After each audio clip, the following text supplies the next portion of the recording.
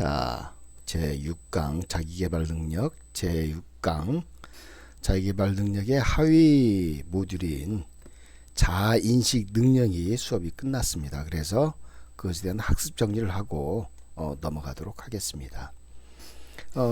자아인식 능력에 대해서 우리가 자아인식 능력이란 자신의 흥미, 적성, 인성 등 그 자아 특성을 객관적으로 파악하고 자기 정체감을 확인하는 수단이 되는 것이 바로 자아인식 능력입니다. 직업인은 자아인식의 기초에서 자기 개발을 도모하고 이를 통하여 개인과 그 개인이 속해 있는 팀의 성과를 높일 수 있는 것입니다. 두 번째로 직업인은 자기 자신에게 질문하는 방법 이외에 다른 사람과의 대화를 통해서 그리고 보다 객관화되고 구체화된 표준화된 검사 도구를 활용해서 자신을 객관적으로 파악할 필요가 있다. 주관적으로 판단하는 것이 아니라 객관적인 판단을 통해서, 물론 자기가 자기 자신에 대해서 정확히 잘한다고 해가지고 자기 자신을 알아본다면 정말 좋겠죠. 근데 이 자기 자신을 보는 주관적인 판단보다는 객관적인 판단이 필요할 때가 있으므로 표준화 검사 도구를 활용해서 또는 제3자를 통해서 객관적으로 파악할 필요가 있다라고 했습니다. 세 번째로 직업 흥미는 자신의 직업에서 이루어지는 활동 등에 대해서 관심과 애착을 느끼는 것을 말하는 것입니다. 따라서 직업적 흥미를 가진 분야의 직업을 선택해서 일을 하게 될 때 그 직업에 만족하고 적응을 잘 할 수 있는 것입니다. 자, 우리가 흔히 듣고 하는 말 중에서 자신이 제일 하고 싶어 하는 일을 할 때 가장 성과가 높고 성공할 확률이 높다라고 하는 것이 바로 이 얘기고 직업 흥미와 관련된 얘기를 얘기하는 겁니다. 네 번째, 적성이 있는 일을 하는 사람은 잠재적으로 그 일과 관련된 재능을 가지고 있어서 다른 사람보다 잘 할 수 있는 거죠. 자, 적성이 있다라고 한다면 그 사람은 잠재적으로 그 일과 관련된 재능을 가지고 있다라고 얘기를 할 수 있는 거예요. 따라서 직업인은 자신에게 알맞은 직업을 찾고 성공적인 직업 생활을 영위하기 위해서 자신의 적성을 파악할 필요가 있는 것입니다. 다섯 번째, 흥미와 적성의 개발에 관해서인데, 직업인은 마인드 컨트롤을 통해서 성취감을 느끼는 활동을 통해서 또 그리고 기업의 문화 및 풍토를 활용해서 흥미와 적성을 개발할 수 있습니다. 이런 흥미와 적성을 개발하는 것이 결국은 본인의 성공과 성취 통해서 나타날 수 있으므로 흥미와 적성은 부지런히 개발하는 것이 좋습니다. 마지막 여섯 번째로 성찰에 대해서 얘기를 했는데, 성찰의 필요성이란 직업인이 자신이 한 일에 대해 성찰을 통해서 앞으로 다른 일을 하는데 필요한 노하우를 축적할 수 있으며, 성찰이 없으면 그것도 없죠. 잘한 것과 잘못한 것. 잘한 것은 앞으로 계속 발전하는 것이고, 잘못된 것은 그것을 고쳐서 그 잘못을 반복하지 않음으로써 어떤 자신이 앞으로 발전하고 개발해 나가는데 필요한 노하우를 축적할 수 있는 거죠. 성장의 기회를 마련할 수도 있게 되는 겁니다. 또 이 성찰을 통해서 다른 사람에게 신뢰감을 형성할 수가 있고 창의적인 사고도 가능해지는 것입니다. 따라서 이러한 성찰은 지속적으로 연습의 과정을 통해서, 즉 성찰 노트를 작성하거나 끊임없이 질문하는 것을 통해서 자기 자신을 꾸준히 개발해 나가야 된다라는 것이 자아인식 능력에 관한 학습이었습니다. 그러면 두 번째 하위 모듈 두 번째로 자기관리 능력에 대해서 배워보도록 하겠습니다. 자, 사례 1번을 보면 자기관리 잘하는 사람의 자기관리 수립 방법 나왔습니다. 자기관리를 잘하는 것은 보다 나은 미래를 영위할 수 있는 추진력이 되는데, 자기관리를 잘하는 사람은 자신의 비전과 목표를 잘 알고 이에 따라 자신이 수행해야 할 과제를 잘 알고 있으며 효과적으로 수행하는 사람입니다. 여기서 사례를 보면 인사팀의 Y씨는 항상 허둥지둥 바쁘고 정신이 없습니다. 누가 보더라도 Y씨는 인사팀에서 가장 열심히 일하는 것 같은데도 팀장한테 질책을 받기 일쑤입니다. 오늘 아침에도 어김없이 일을 제때 못 맞춰서 질책을 받았습니다. 반면에 같은 팀에 소속된 MC는 언제 일했는지 모르게 훌륭하게 일을 수행해서 칭찬을 받습니다. 오늘 사내 온라인 게시판에 인사 평점 결과가 공지되었는데, 언제나처럼 Y씨는 낮은 점수를, MC는 높은 점수를 받았습니다.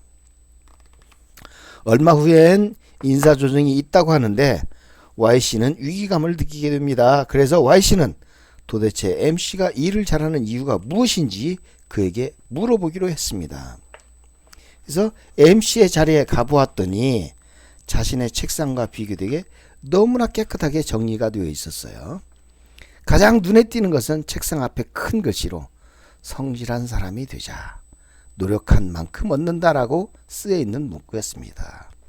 이를 보니 MC는 아침에 가장 먼저 출근하여 책을 보고 대학원도 다니면서 자신을 개발하고 있다는 사실이 떠올랐습니다.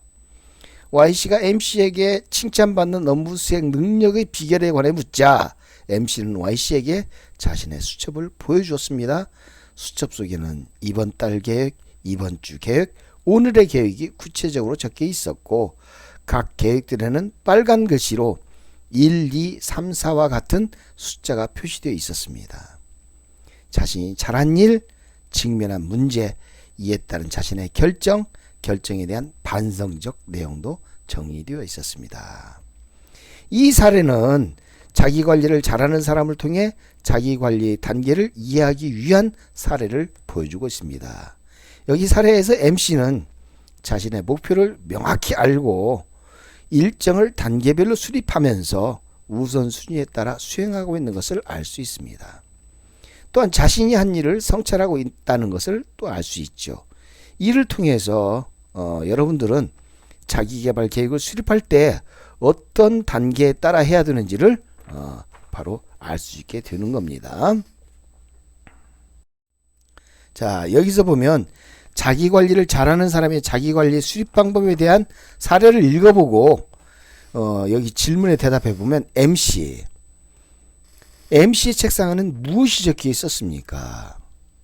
이러한 글귀를 적어 놓은 이유는 무엇일까?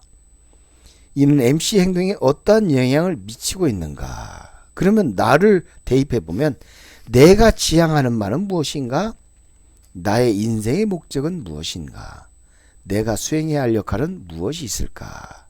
여기 MC는 자신의 목표를 명확하게 알고 매일 점검하기 위해서 성실한 사람이 되자 노력한 만큼 얻는다라고 적어두었습니다.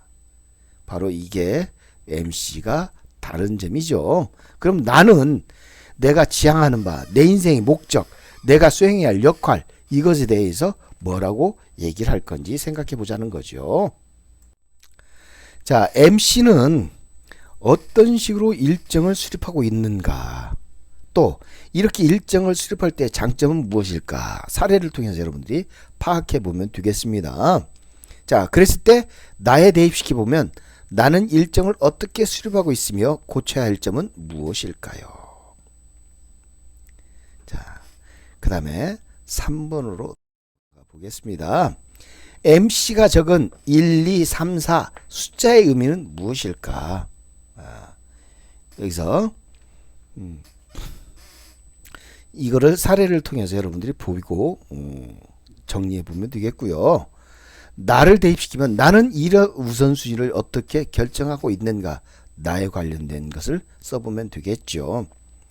4번에 보면 MC는 일을 수행하고 나서 어떠한 상을 반성하고 작성하였는가.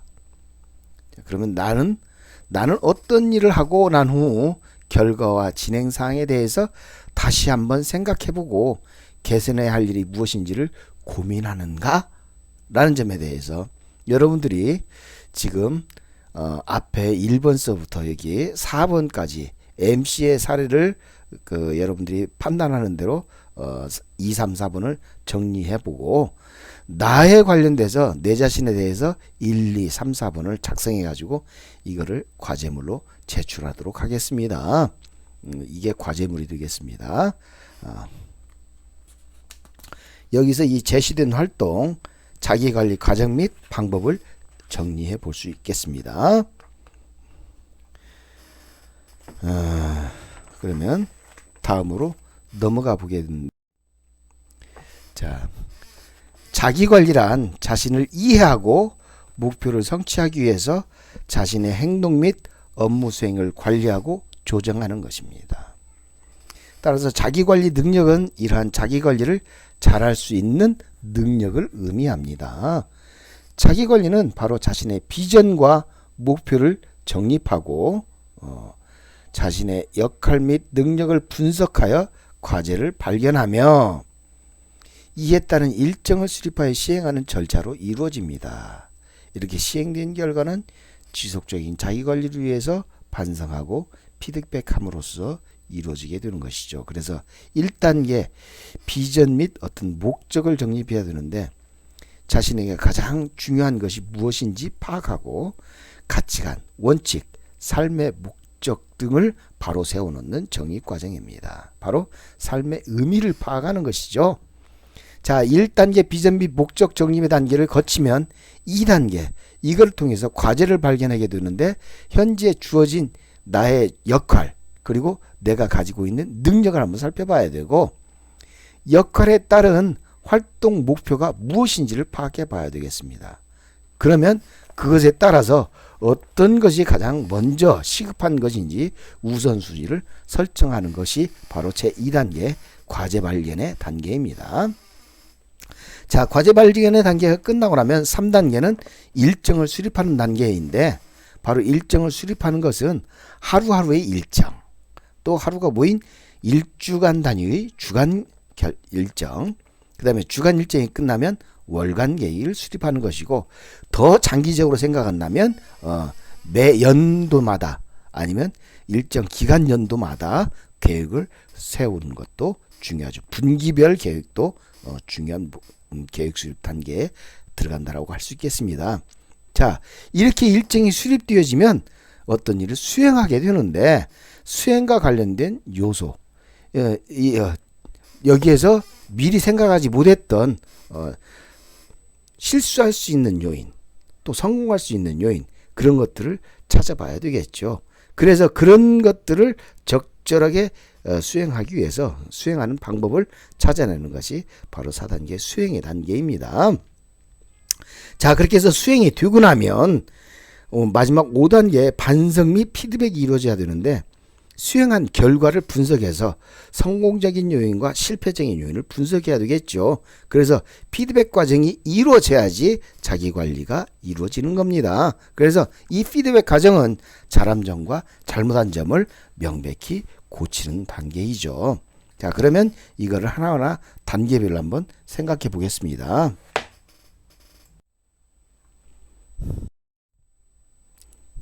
자, 그래서 구체적인 단계별로 한번 보면 비전 및 목적 정립에 있어서 우리가 자동차를 운전하는데 도착해야 될 정확한 목표 지점이 없다면 어떻게 될까요?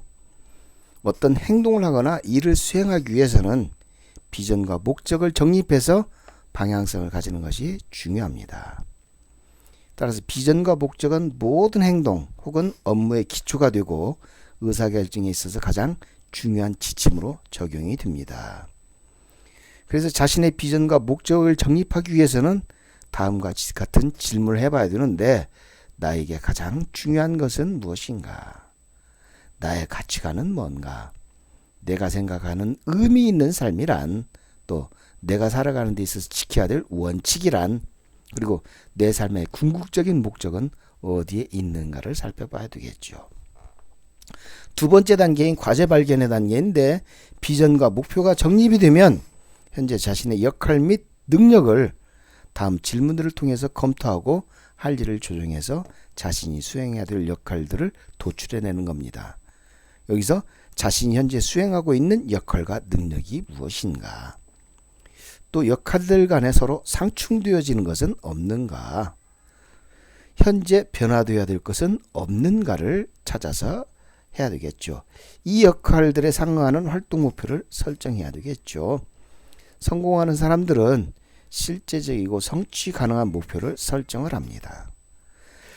그래서 활동 목표는 너무 크거나 높은 경우에 세부 목표로 나누고 실행 가능한 목표로 조정을 해야 되겠죠.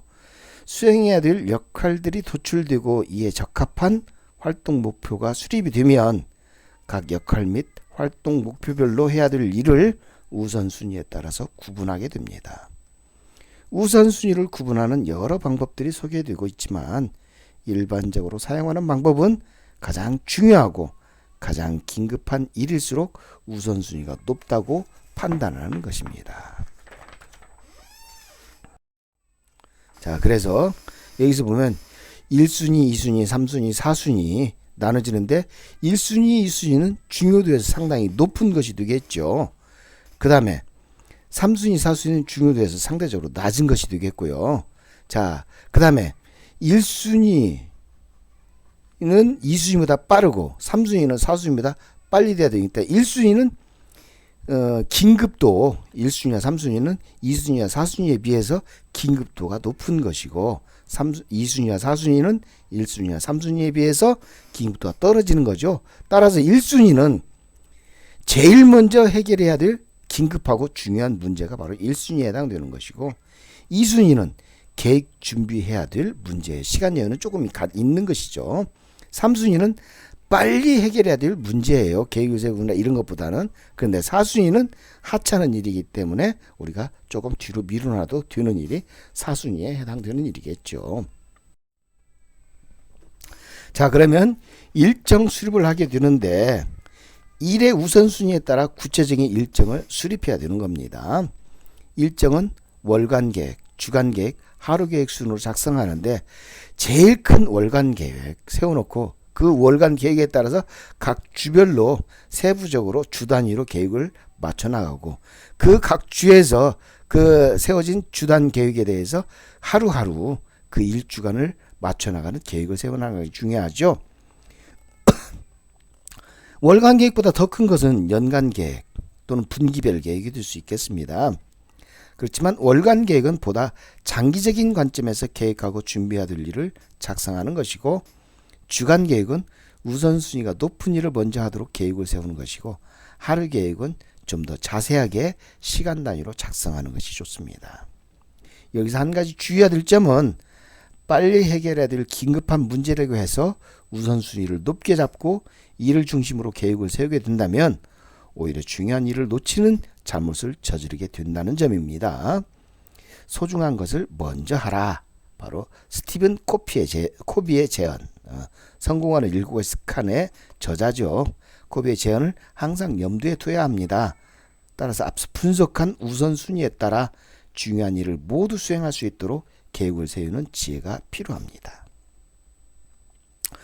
네 번째로 이제 수행을 하게 되는데 일의 수행에 있어서 구체적인 일정을 수립하면 수행을 해야 되는데 수행에는 다음과 같은 요소들이 영향을 미치게 됩니다. 그래서 지금 내가 하려는 일은 무엇인지, 일에 영향을 미치는 요소들은 무엇인지, 일을 관리하기 위한 어떤 방법이 있는지를 찾아서 계획한 대로 바람직하게 수행되도록 해야 됩니다. 그러니까 일의 수행에 있어서 시간, 또 나의 능력, 또 돈, 재정적인 또 어떤 필요한 물건, 그리고 나의 감정 상태, 나의 대인 관계는 어떤 것인지, 또 건강인 어떤 것인지, 건강 상태는 또 해당 사항이 없는지, 그 위에 여러 가지 것들이 수행을 하는 데 있어서 제약 요건들이 생길 수 있으므로 이런 것들을 종합적으로 고려를 해야만 되겠죠. 자, 이 수행이 이루어지고 나면 반성 및 피드백을 한다고 했는데 일을 수행하고 난 후에는 다음에 질문을 통해서 분석하고 결과를 피드백해서 다음 수행에 반영하도록 되어 있습니다. 자, 어떤 목표를 성취하게 되었는가? 또 이를 수행하는 동안 어떤 문제에 직면하였는가? 또 어떻게 결정을 내리고 행동하였는가? 우선순위 일정에 따라 계획적으로 수행하였는가? 이런 반성을 통해서 피드백을 하면 여기에서 잘못된 부분 찾아낼 수가 있고, 잘못된 부분을 우리가 수정, 보완, 발전할 수 있는 계기를 삼을 수 있는 것이고, 잘된 점은 그것을 더 잘할 수 있는 그런 방법을 찾는 것이 바로 반성 및 피드백의 단계라고 할 수 있겠습니다. 자, 그러면 이제 북 리뷰에 다시 장인이다 라는 부분인데, 원래 이것은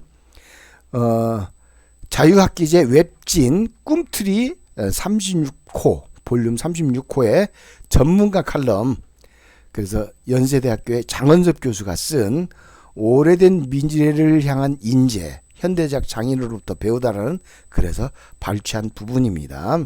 발췌한 부분인데 여러분들에게 그 부분을 한번 잠깐 같이 나눠보도록 하겠습니다. 오래된 미래를 향한 인재, 현대적 장인으로부터 배우다라는 소제목이에요. 인공지능과 로봇 등으로 대변되는 새로운 산업사회가 다가오고 있다. 한편으로는 무척 편리한 세상이 되겠지만 다른 한편으로는 사람이 하던 많은 일들을 기계가 위협할 것이라고 전망되기도 한다. 그렇다고 너무 호들갑을 떨거나 두려워할 필요는 없다. 노동경제학자인 허재준 박사가 말했듯이 인간의 욕구는 무한하고 그런 욕구를 충족시켜줄 미지의 새로운 사업과 일들은 끊임없이 창출될 수 있기 때문이다. 게다가 인공지능 전문가인 이경연 교수는 인공지능이란 그저 합리적으로 행동하는 기계라서 인간을 대체하기보다는 인간과 사회의 능력을 확장시키는 하나의 최적화 도구일 뿐이라고 하고 있습니다. 그렇다면 누가 새로운 욕구를 충족시켜 줄 수 있는 지금은 알지 못하는 일들을 만들어갈 수 있을 것인가? 어떤 역량을 갖춰야만 인공지능과 같은 새로운 기술들을 부리면서 더 깊고 더 넓게 인간다운 일을 해나갈 수 있을까? 그런 역량을 가진 인재들을 어떻게 육성할 수 있을까? 일은 인간 삶의 기본적 활동이고 중심에 있습니다. 지금까지 그래왔고 4차 산업혁명의 시대라고 불리는 새로운 산업사회에서도 그럴 것입니다. 다만 일의 개념과 세계는 그 양태가 달라져 왔고 미래에도 계속 달라질 것입니다.